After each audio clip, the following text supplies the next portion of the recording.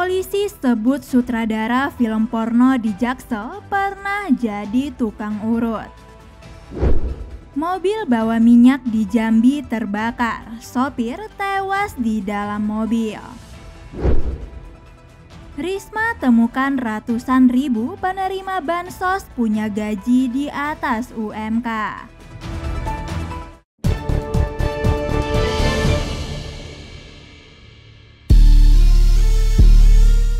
Polisi masih melakukan pengusutan terkait kasus pornografi yang melibatkan sebuah rumah produksi di Jakarta Selatan. Dari pemeriksaan sementara, polisi menyebut sutradara film porno buatan rumah produksi di Jakarta Selatan berinisial I pernah berprofesi sebagai tukang urut. Kasubdit Cyber Ditreskrimsus Polda Metro Jaya yakni AKBP Ardian Satrio Utomo mengatakan I kemudian belajar secara otodidak hingga ia menjadi YouTuber, konten kreator dan akhirnya bisa menjadi sutradara.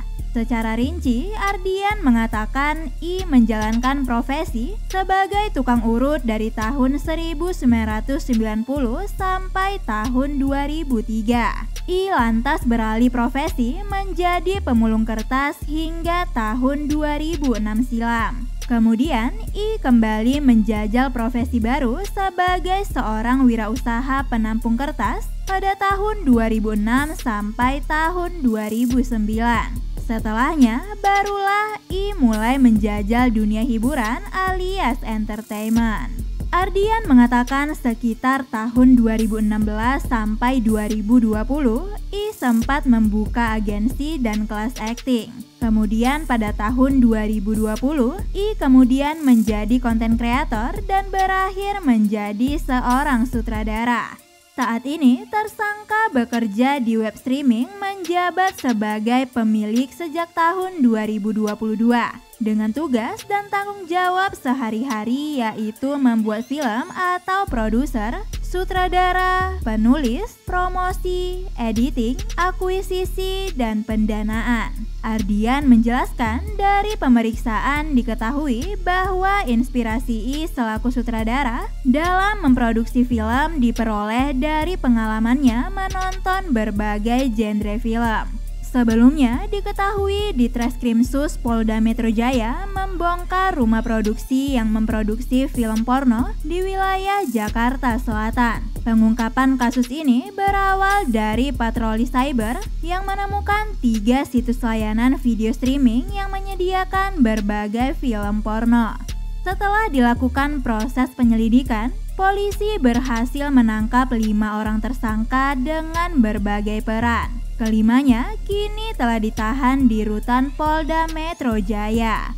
Berdasarkan pemeriksaan terungkap rumah produksi itu telah membuat 120 judul film sejak tahun 2022 silam dan berhasil meraup keuntungan hingga ratusan juta rupiah. Selain itu juga ditemukan ada sebanyak 10.000 pengguna yang telah bergabung dan menjadi anggota dari situs yang dikelola para tersangka. Para anggota atau member ini ditawarkan dengan tarif bervariasi untuk bisa menonton film porno di situs mereka. Mulai dari Rp50.000 untuk 1 bulan hingga Rp500.000 untuk 1 tahun.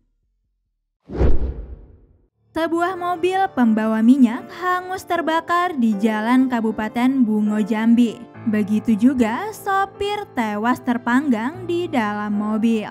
Tewasnya korban diduga karena mobil yang dibawa sopir konsleting listrik dan minyak yang dibawa diduga ilegal menyambar ke api sehingga mobil terbakar. Namun pihak kepolisian sampai saat ini masih melakukan investigasi kronologi kejadian. Kasat Reskrim Polres Bungo yakni Septa Badayo saat dikonfirmasi membenarkan ada mobil terbakar sampai sopir hangus di dalam mobil.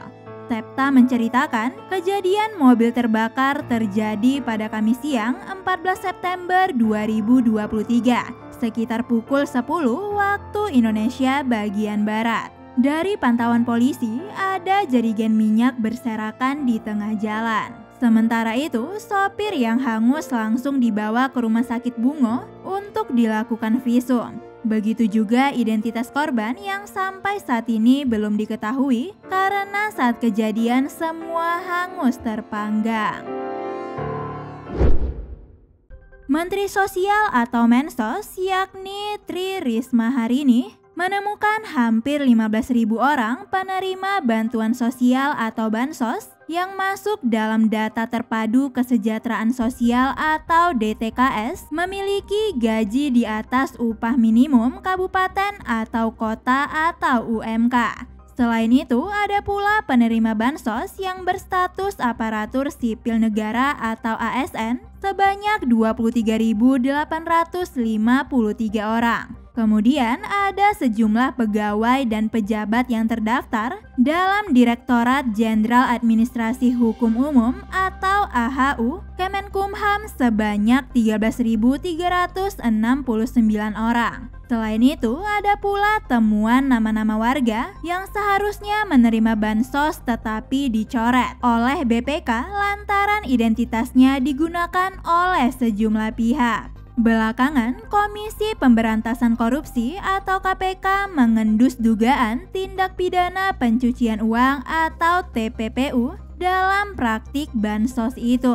Risma lantas mengaku mendapatkan banyak keluhan karena pengajuan bansos merupakan wewenang daerah sesuai dengan undang-undang tentang fakir miskin. Bahkan dia pun tidak bisa memasukkan nama seseorang ke DTKS. Tetapi dirinya harus menghubungi pemerintah daerah langsung. Ia menjelaskan Mensos hanya bertugas untuk mengesahkan usulan nama-nama dalam DTKS yang telah diajukan oleh masing-masing daerah.